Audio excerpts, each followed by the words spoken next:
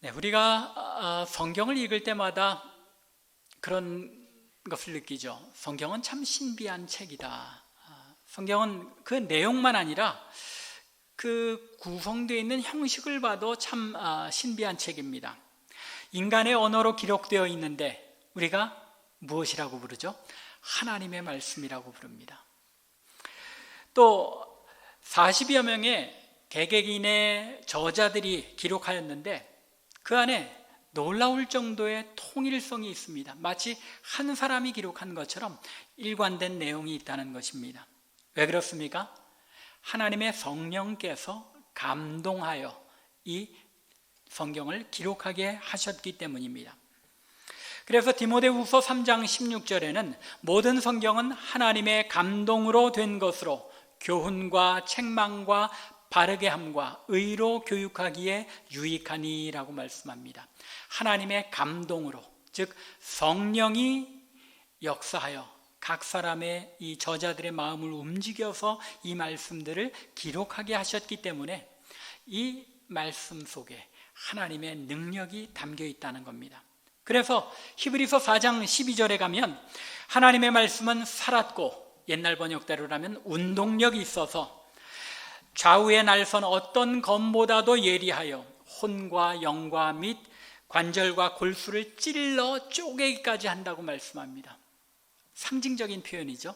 하나님의 말씀이 얼마나 예리하게 우리의 심령을 쪼개며 우리의 마음에 역사할 수 있는지를 나타내 보여주고 있는 것입니다. 왜요? 하나님의 성령의 감동으로 기록된 책이기 때문에. 이렇게 신비한 책이 성경인데 그 가운데서도 저는 성경을 읽을 때마다 선지서는 더욱 신비합니다. 어떻게 어떤 일이 이루어지기 수백 년 전에 미리 그 일에 대해서 예언을 하고 언급할 수 있는 겁니까? 그리고 더 놀라운 일은 이 수백 년 전에 언급된 일이 후일에 어떻게 그렇게 다 그대로 성취되었는지, 이런 점들을 생각할 때마다 참으로 놀랍고 신비하기 그지없는 것입니다. 이렇게 신비하고 놀라운 선지자의 말씀들 가운데서도 가장 선지서의 꽃이라고 할 수 있는 책이 이사야 선지서입니다. 예수님이 오시기 전 700여 년 전에 이사야를 통해 선포된 예언들이 너무나도 정확하게 예수 그리스도를 통하여 성취된 것입니다. 예수님에 대하여 가장 많은 것을 예언한 책이 이 이사야서죠. 그런데 놀랍게도 그 내용들이 다 이루어졌다는 것입니다. 이렇게 신비하고 놀라운 이사야서 예언의 말씀 가운데서도 제일 유명한 말씀들이 몇몇 장들이 있죠. 소위 종의 노래라고 하는, 여러분들이 이 묵상 가이드 이사야서 이제 살펴보면서 조금 익숙해지셨겠습니다만, 이사야서에는 4개의 종의 노래라는 것이 있습니다. 42장, 49장, 50장, 53장, 이렇게 4개의 종의 노래가 있는데 이사야서의 꽃이라고 할 수 있는 그런 예언의 말씀들입니다. 오늘 우리가 살펴보는 50장도 이 종의 노래 가운데 세 번째 종의 노래입니다. 그런데 이 종의 노래에서 종이 과연 누구를 가리키느냐 하는 문제에 대해서 사실은 각 종의 노래마다 학자들의 생각이 조금씩 다릅니다. 하지만 이사야서가 하나님께서 성령의 영감으로 이사야로 하여금 기록하게 하신 하나님의 말씀이라고 믿는 목사님들은 하나같이 이 종들의 노래에 나타난 종, 이 종이 누구를 가리킨다고 생각합니까? 700년 후에 오신 예수 그리스도를 가리키는 것이다 라고 해석합니다. 선지서는 아주 조심스럽게 해석해야죠. 신비하기 때문에 그만큼 조심스럽게 해석해야 하는 것이기도 합니다. 왜냐하면 이 예언된 말씀들이 1차적으로는 가까운 미래, 그 백성들이 당할 얼마 후의 미래에 이루어지지만 조금 더 멀리는 그 예언이 완전히 이루어진, 완전히 성취된 그 당시를 우리가 염두에 두고 이 책들을 이사야서를 해석해야 하기 때문입니다. 오늘의 본문 말씀 종의 노래도 마찬가지입니다. 이 말씀이 선포된 당시의 청중들에게는 이 종이 누구를 가리켰었는가? 그리고 또 이 말씀이 성취되었을 때 그 당시에는 이 말씀이 어떤 의미를 지니는 것인가? 그리고 이 말씀이 오늘날 우리에게는 어떤 의미를 주는 것인가? 하나님께서 우리에게는 어떤 의미를 말씀을 하시기 위해서 이 내용을 우리에게 기록하여 남겨주셨나 하는 것을 염두에 두고 이 부분을 읽어나가야 하는 것입니다. 오늘 본문을 통해서 우리가 하나님께서 하나님의 종에 대하여 어떻게 말씀하셨는지 이제 살펴보겠는데, 그 첫 번째는 오늘 본문에 나타난 가장 중요한 사실은 종은 하나님께 가르침을 받아 전적으로 순종하게 된 사람이라는 점입니다. 4절과 5절에서 이렇게 묘사합니다. 주 여호와께서 학자들의 혀를 내게 주사 나로 곤고한 자를 말로 어떻게 도와줄 줄을 알게 하시고 아침마다 깨우치시되 나의 귀를 깨우치사 학자들같이 알아듣게 하시도다. 이렇게 학자들같이 알아듣게 하셔서 5절에 어떻게 되었다고요? 주 여호와께서 나의 귀를 여셨으므로, 나의 귀를 여셔서 학자들처럼 알아듣게 하셨으므로 내가 거역하지도 아니하며 뒤로 물러가지도 아니하며. 그렇죠? 하나님께서 학자들처럼 알아듣고 깨닫게 하셨기 때문에 순종하지 않을 수 없는 그런 지경에 다른 사람, 그런 사람들이 주의 종이라는 것입니다.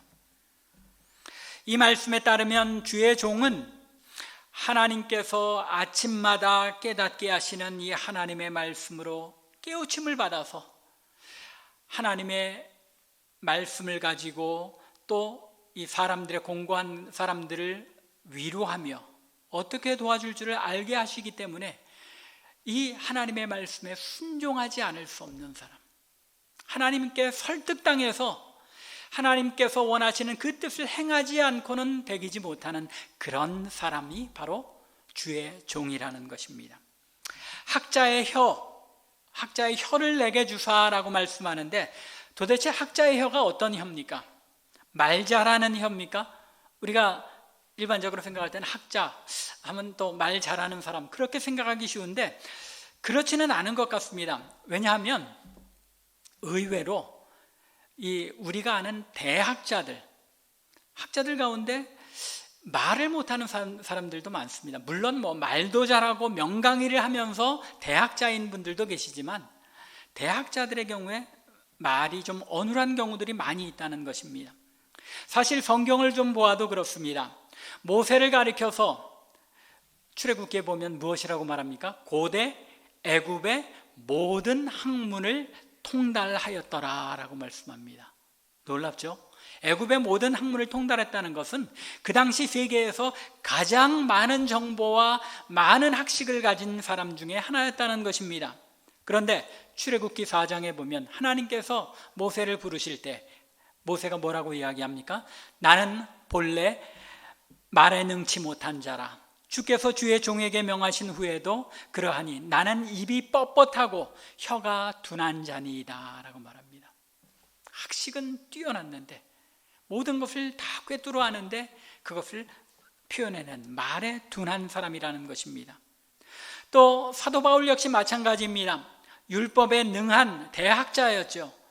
그런데 고린도후서 10장 10절을 보면 사람들이 사도 바울을 평가하며 말하기를 저희 말이 그 편지들은 중하고 힘이 있으나 글로 쓴 문장은 힘이 있고 또 무게가 있지만 그 몸으로 대할 때는 약하고 말이 시원치 않다 하니, 사도 바울이 말을 잘 못했다는 겁니다. 듣는 사람들이 사도 바울의 말에서 어떤 통쾌함을 느낄 만한 그런 웅변가가 아니었다는 말입니다. 신체적으로 허약하고 말을 시원시원하게 잘하지 못하는 사람, 사도 바울이 그러했습니다. 그렇다면 분명히 학자의 혀라는 것이 말 잘하는 혀를 말하는 것은 아니라는 사실이 분명합니다. 학자의 혀, 어떤 혀를 말하는 것입니까? 정확히 아는 것에 근거한 말, 신중한 판단과 지혜에 근거한 말을 가리키는 것입니다. 여호와 하나님께서 부르시는 종은 말이 화려하고 웅변력 있고 말을 잘해야 하는 것이 아니라 정확하게 하나님께서 원하시는 것이 무엇인지 말씀을 통해, 그 말씀에 대한 지식을 통해 깨달아 안, 이 지식에 근거한 말, 그리고 그 말씀에 근거해서 신중하게 판단하고 지혜롭게 표현한 말, 이것이 학자의 혀라는 말의 의미라는 것입니다. 그런데 이런 정확한 지식과 신중한 판단 그리고 지혜가 어디서 오는 것입니까? 들음에서 나온다는 것입니다. 이미 우리가 4절에서 읽은 것처럼 아침마다 깨우치시되 나의 귀를 깨우치사 학자들 같이 알아듣게 하시도다. 하나님께서 아침마다 귀를 깨우쳐서 알아듣게 하시는 그 하나님의 가르침에서 학자의 혀, 신중하게 표현하고 다른 사람들을 공고한 자들을 위로할 수 있는 말이 나온다는 것입니다. 하나님께서 그 귀를 깨우쳐서 하나님의 말씀을 학자같이 알아듣게 하시는 사람이 하나님께서 택하신 종입니다. 여기에도 학자같이 알아듣는다는 말이 나오죠. 그러면 학자같이 알아듣는다는 것은 또 무엇입니까? 사람은 누구나 듣고 싶은 것만을 듣습니다. 그렇죠? 나이가 들어갈수록 더 그러는 것 같아요. 사람들이 자기의 생각이 딱 고정이 돼 있어서 그 고정된 생각에 벗어난 이야기는 듣지 않으려는 것, 그것이 이 노인이 되면 완고해진다는, 나이가 들면 우리가 완고해진다는 그런 말의 의미이기도 한 것 같습니다. 그런데 이 학자의 귀라는 것, 그것은 모든 정보를 귀 기울여 듣고 그것에 대하여 정확하게 판단하는 사람을 말합니다. 학자의 귀를 가졌다는 것. 편벽되게 자신이 듣고 싶은 정보만을 듣고 거기에만 몰두되는 것이 아니라 되도록이면 많은 것들을 귀담아 듣고 그것을 통하여 정확하게 판단하는 귀가 있는 사람을 가리켜 학자의 귀가 있다고 말하는 것입니다. 우리가 판단력이라는 것이 어디서 나오는지 아십니까? 대석학이라는 분들이 왜 정확하게 어떤 내용들을 판단하고 예측할 수 있냐면은 그 이야기는 정보가 많기 때문입니다. 좁은 정보만을 가지면 그것 가지고 판단할 수밖에 없기 때문에 좁아질 수밖에 없죠. 그러나 많은 정보를 듣게 되면, 많은 정보를 가지고 있으면 그것을 종합하여 균형 있는 판단을 내릴 수 있다는 겁니다. 학자라는 사람들이 그런 사람들입니다. 어떤 분야를 공부하면서 그 분야에 대한 많은 것들을 다 종합해서 살펴보고 그런 근거에서 앞으로 이렇게 되겠다, 이렇게 되어야 한다라고 판단을 내리는 것이 이 학자들이 하는 일들입니다. 저도 공부할 때 보면 어떤 문제를 연구하기 위해서는 그 분야에 대한 내가 연구하고자 하는 내용에 대한 이제까지 나온 모든 정보를 다 취합해야 하는 겁니다. 그리고 나서 그것을 근거로 판단을 내려야 아카데믹한, 밸런스 있는 그런 판단을 내릴 수 있게 된다는 것입니다. 학자의 귀라는 것이 그런 의미라는 것입니다. 그런데 이 학자의 귀라는 것이 세상 정보를 이야기하는 것이 아니죠. 무엇을 말씀하는 겁니까? 아침마다 하나님께서 나를 깨우치시는 이 하나님의 말씀을 정확하게 취합해서 영적인 판단을 내리고 그 판단에 따라서 신중하게 학자의 혀로 말하는 것, 그런 사람이 바로 하나님의 종이라는 것입니다. 자신이 듣고 싶은 것만 듣는 귀가 아니라 겸손하게 모든 소리들로부터 배울 것을 찾아 들으려고 하는 귀, 이 귀가 하나님께서 깨우치셔서 학자들처럼 알아듣게 하시는 귀라는 것입니다. 예전에 한번 말씀드린 적이 있는 것 같습니다. 여러분들도 잘 아시는 박윤선 박사님, 돌아가시기 직전까지 이분이 얼마나 왕성하게 이 학문 활동을 하시느냐면 88년 7월에 돌아가셨는데 6월 말에 돌아가셨는데 5월 중순까지 강의를 다 하고 그리고 나서 돌아가셨습니다. 84세에 돌아가셨는데, 이분이 참 유명한 것 중에 하나가 교수들이 강의하는 모든 강의에 자기가 갈 수 있는 한 최대한으로 참여합니다. 그 교수들이 누구냐면 사실은 자기 제자들입니다. 자기한테 배운 제자들이 강의하는 그 강의를 맨 앞자리에 앉아서 듣습니다. 새롭게 들을 것을 듣기 위해서, 제자들이 연구한 것들을 새롭게 들음으로써 자신이 더 넓혀가기 위해서 매 강의에 그렇게 참석합니다. 학자의 귀라는 것, 더 많은 것을 들어서 더 정확하게 판단하고 말하고자 하는 것, 그것이 학자의 귀요 학자의 혀라는 것입니다. 하나님께서 귀를 열어서 하나님의 말씀에 겸손히 귀 기울여 듣고 깨닫게 하신 사람, 그것이 바로 오늘 본문의 주의 종, 여호와의 종이라는 것입니다. 이렇게 귀를 열어 겸손하게 학자처럼 알아듣게 하시는 귀를 가진 주의 종만이 신중하고 지혜롭게 필요한 말, 정확한 말을 할 수 있게 된다는 것입니다. 이 이야기는 거꾸로 사실 정확히 잘 알지 못하면 말하지 않는 것이 좋다는 말이기도 합니다. 예수 믿는 사람들이 언어에, 말에 신중해야 하는 이유가 바로 여기에 있는 것입니다. 그러면 이렇게 학자의 귀로 알아듣게 하셔서 학자의 혀로 말하게 하시는 주의 종이 어떤 일을 한다고 말씀합니까? 4절 중간에 보면 학자의 혀를 주사 나로 곤고한 자를 말로 어떻게 도와줄 줄을 알게 하시고, 학자의 귀를 가지고 듣고 학자의 혀를 가지고 말을 할 수 있게 되었을 때 이 종이 행하게 되는 일은 무엇이라는 말입니까? 곤고한 자를 어떻게 도와줄지를 알고 말하게 된다는 것입니다. 여기서 곤고한 자, 어떤 사람들을 이야기합니까? 그냥 곤고한 모든 인생들을 말하는 것이기도 하지만 이 이사야서 이 50장을 받아보는 이 이야기의 대상이 되는 사람들이 누구입니까? 포로로 잡혀가 있는 이스라엘 백성들입니다. 미리 예언으로 주어진 말씀이긴 하지만 이 말씀을 듣기를 원하는 대상은 포로로 잡혀간 이스라엘 백성들에게 이미 150년 이전에 이사야 선지자가 선포한 것입니다. 유다가 멸망하여 바벨론에서 포로 생활을 하고 있게 될 자기의 독자들을 향하여 이사야 선지자가 예언하고 있다는 것입니다. 그렇다면 여기에 곤고한 자는 누구입니까? 포로 생활을 하는 이스라엘 백성들인 것입니다. 바벨론 제국의 핍박 아래 신음하는 하나님의 백성들이 바로 이 곤고한 자들입니다. 따라서 그들을 말로 어떻게 도와줄 줄 알게 된다는 말, 무슨 뜻이겠습니까? 그들을 위로할 수 있는 말, 그들에게 평강을 주는 소식을 가리키는 것입니다. 이 소식을 누가 이루게 됩니까? 스룹바벨이 이루죠. 스룹바벨이 이 백성들을 데리고 본향으로 돌아오게 될 때 그들에게 바벨론으로부터 풀려서 예루살렘에 돌아와 살게 될 이 위로의 복음을, 곤고한 자들에게 위로의 말을, 그들을 어떻게 도와줄지를 이야기한 인물, 스룹바벨이 이 예언의 여호와의 종이라는 것입니다. 가장 가까이는 스룹바벨이 여호와의 종이었다는 것이죠.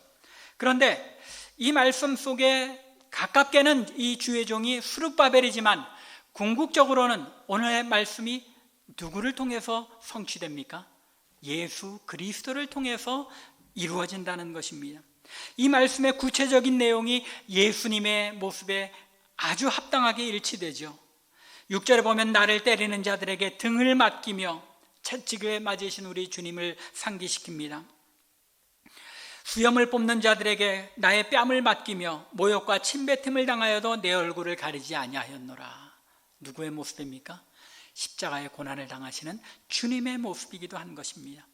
따라서 이 종의 노래에서 노래하는 종은 가깝게는 스룹바벨이지만 멀리는 예수 그리스도인 것입니다. 그런데 이사야가 지칭하는 종은 여기에서 끝나지 않습니다.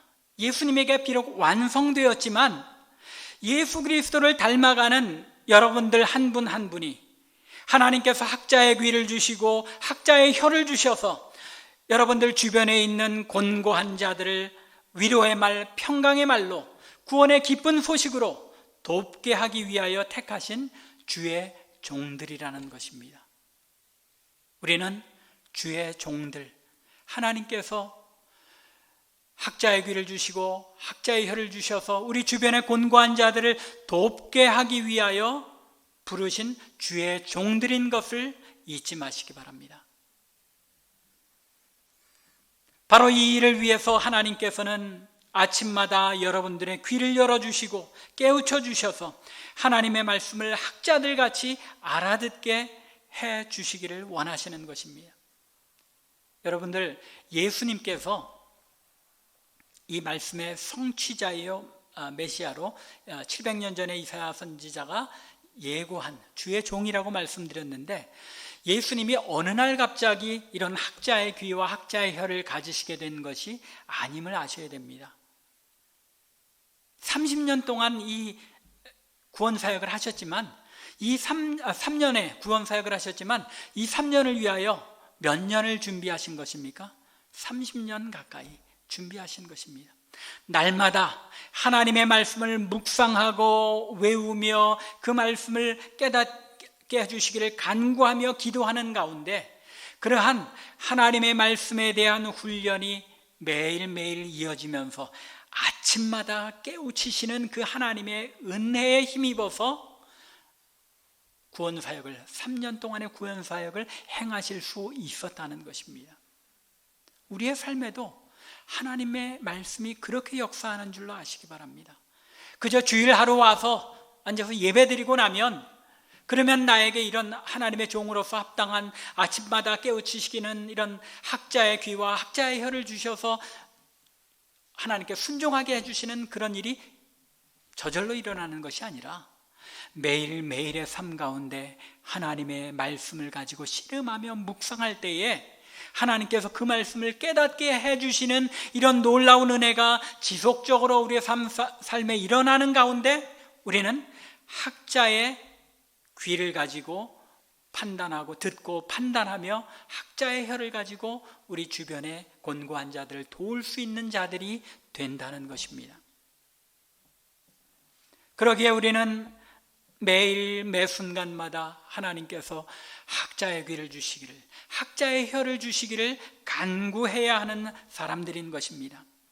나를 깨우쳐 알게 하소서라고 간절하게 하나님의 은혜를 구하시는 여러분들과 제가 될 수 있기를 바랍니다. 오늘 본문이 우리에게 알려주는 두 번째 중요한 사실은, 하나님께서 학자의 귀를 주셔서 곤고한 자들을 돕게 하기 위해 부르신 종에게는 반드시 고난이 뒤따른다는 것입니다. 6절 이하에 나타난 바와 같이 종은 등에 채찍을 맞기도 합니다. 또 수염을 뽑히기도 합니다. 뺨에 침을 뱉음을 당하기도 합니다. 이것이 하나님의 부르심을 받고 사명을 받고 나선 주의 종들이 당할 고통입니다. 하나님의 일을 위해 나섰으면 그 일들을 좀 멋지게 화려하게 잘 이루어 나갈 수 있도록 도와주시면 얼마나 좋겠습니까? 그런데 성경을 보면 하나님께서 그 나라를 위해 사명을 주시고 부르신 자들은 그 부르심을 받고 나가는 곳에서 여지없이 고난을 당하게 된다는 것입니다. 이사야가 그러했습니다. 이사야 6장을 보면 하나님께서 이사야의 입술을 불로 지져가면서 부르셨습니다. 그런데 6장 9절에 보면 내가 가서 말씀을 선포해라. 그런데 네가 선포하는 하나님의 말씀을 사람들이 듣기는 들어도 깨닫지 못할 것이다. 보기는 보아도 알지 못할 것이다 라고 말씀하십니다. 선포해봐야 아무도 귀 기울이지 않는 그런 말씀을 그러나 선포하라는 것입니다. 이렇게 험한 종의 길을 간 이사야, 마지막은 어떻게 됩니까? 전설에 의하면 므낫세 왕에게 톱으로 켜서 죽임을 당합니다. 예레미야 선지자는 어땠습니까? 예레미야 역시 유다의 심판을 예언하다 하나냐 및 이 거짓 선지자들과 백성들에게 심한 핍박을 받고 웅덩이에 던져서 죽을 고비를 맞기도 합니다. 또 여호와김 왕에게 생명의 위협을 받기도 합니다. 또 말년에는 애굽으로 망명한 이스라엘 백성들에게 끌려가서 애굽으로 끌려가기까지 합니다. 사도 바울은 또 어땠습니까?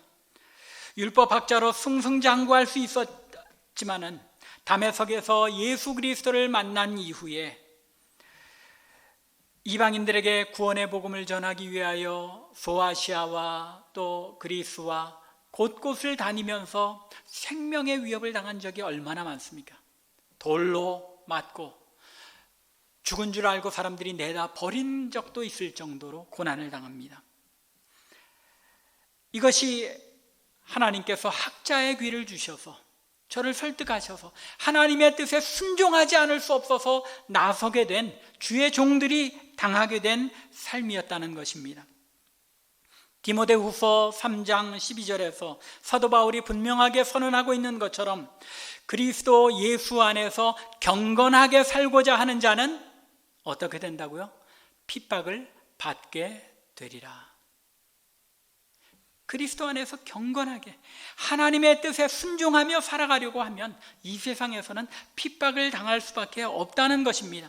그런데 신비한 것은 하나님께서는 학자의 귀를 주셔서 하나님의 크신 계획과 뜻을 깨우쳐 알게 하신 주의 종들이 사람들이 보기에는 그들의 사역이 실패한 것처럼 보이는 수많은 고난과 고통을 지나가지만 결국은 어떻게 하십니까? 실패한 것처럼 보이는 그들의 사역을 통해서 하나님 나라의 일들을 이루신다는 것입니다.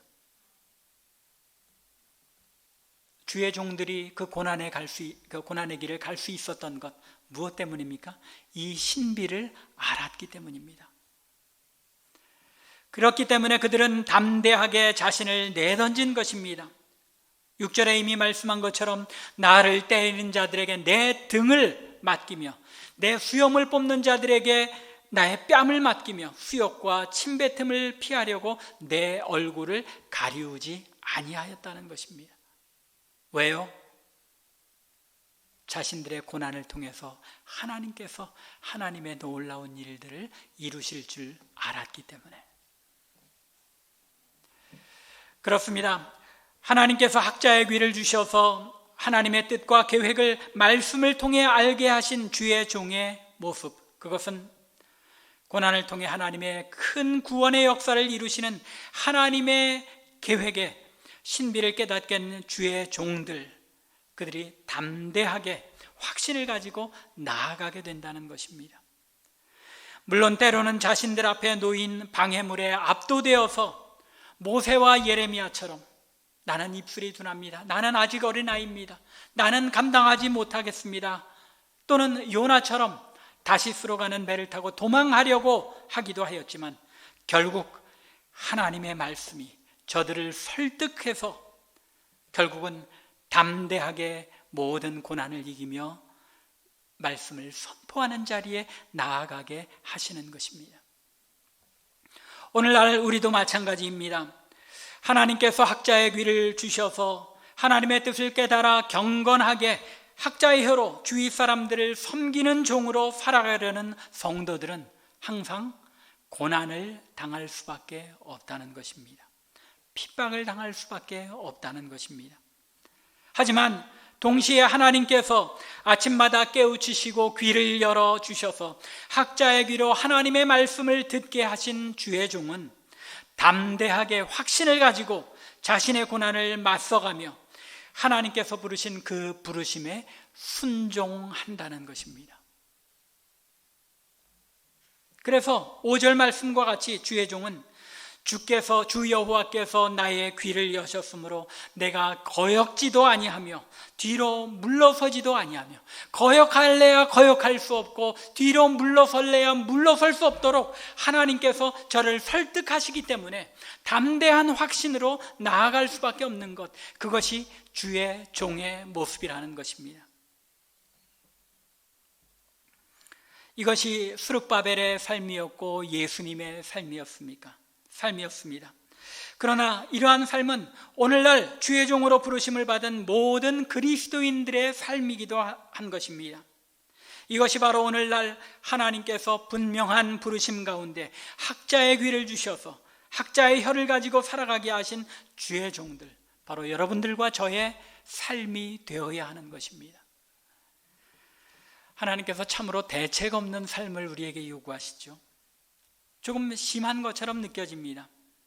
요나처럼 다시스로 도망하고 싶지는 않으세요? 그렇지만 우리에게 소망이 있다는 것입니다. 마지막 이 세 번째 내용이 우리에게 참 소망을 줍니다. 부르심을 받은 주의 종들에게는 하나님의 전적인 도우심이 함께 하신다는 사실입니다. 7절에서 이렇게 기록합니다. 주 여호와께서 나를 도우심으로, 주 여호와께서 나를 도우심으로 내가 부끄러워하지 아니하고 내 얼굴을 부싯돌같이 굳게 하였으므로 내가 수치를 당하지 아니할 줄 아노라. 내가 담대할 수 있는 것, 무엇 때문이라고요? 하나님께서 설득하기도 하시지만 그 위에 하나님의 도우심이 함께 하시는 것을 내가 알기 때문에 담대할 수 있다는 것입니다. 이것은 우리의 신앙의 삶의 체험을 통해 깨달아가는 일들입니다.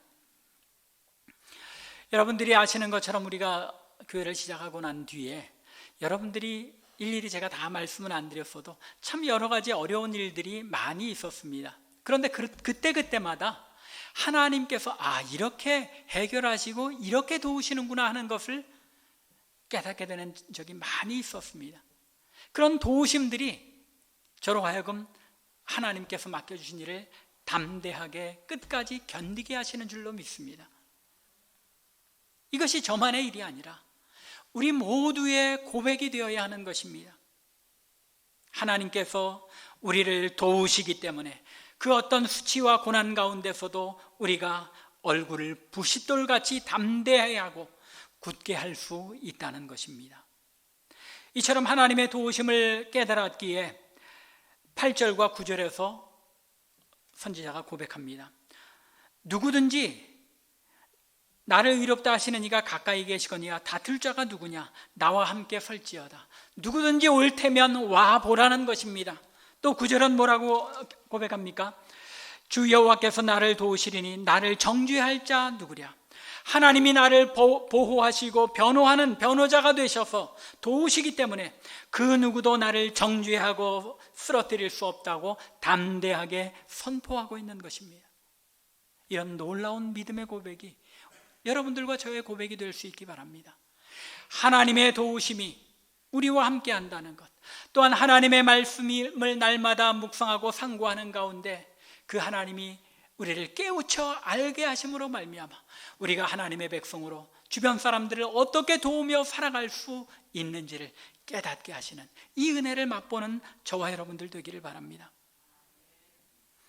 하나님께서는 오늘도 당신의 종들을 깨우쳐서 학자들같이 알아듣게 하셔서 하나님의 뜻에 순종하지 않을 수 없게 하시고 학자들의 혀를 주셔서 곤고한 자들을 말로 어떻게 도와줄 줄을 알게 하십니다. 그렇기에 이 땅에서 성도로 하나님의 종으로 살아가는 삶이 비록 고난의 기름을 알지만 모든 수욕과 조롱과 핍박을 받으면서도 부끄러워하지 않으며 담대하게 살아내는 것입니다.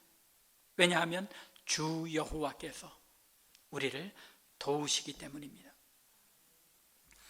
이런 주의 백성들, 주의 종들이 되기를 바랍니다. 날마다 하나님의 말씀을 묵상하는 가운데 하나님께서 베푸시는 그 깨우쳐 알게 하시는 그 은혜를 날마다 맛보고 그것들이 우리 안에 쌓이고 쌓여서 하나님의 종답게 학자의 혀를 가지고 주변 사람들을 어떻게 도울 줄 알게 하시고 저들을 위로하게 하심으로써 하나님의 은혜가 널리 선포되는 것, 이 놀라운 일이 우리를 통해 일어나는, 그리고 이 일을 감당함에 있어서 때로는 고난을 당할지라도 하나님의 도우심이 함께 하신다는 사실을 굳게 믿고 우리의 얼굴을 부싯돌처럼 하고 담대하게 모든 하나님의 백성의 삶을 극복해내는 저와 여러분들 될 수 있기를 주님의 이름으로 간절히 축원합니다.